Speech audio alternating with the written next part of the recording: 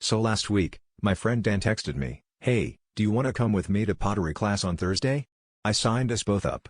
I've always wanted to try pottery, and since Dan rarely suggests anything that doesn't involve nachos or video games, I figured this would be a fun, wholesome change of pace. Fast forward to Thursday night, and I'm standing outside the community center with Dan, who's lugging a suspiciously large insulated casserole carrier. I asked what was in it, and he just winked and whispered, "Trust me, it's going to be a hit." We walk in, and the instructor greets us and points us to our stations, each with a wheel, a lump of clay, and an apron.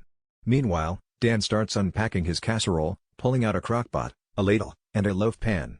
The instructor looks confused, but Dan just beams and says, "I heard we're supposed to bring our own pot." I went with chili. Everyone's staring, but before anyone can say anything, Dan ladles chili into his loaf pan and starts patting it into what I can only describe as a ground beef vase.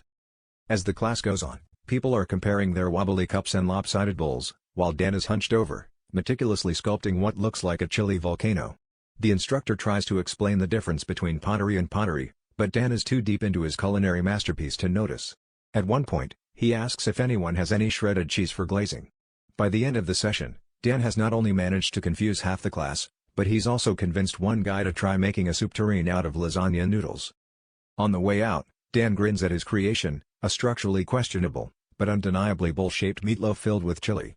He looks at me and says, "Well, I think I nailed it. Guess you could say this was a real crock pottery class."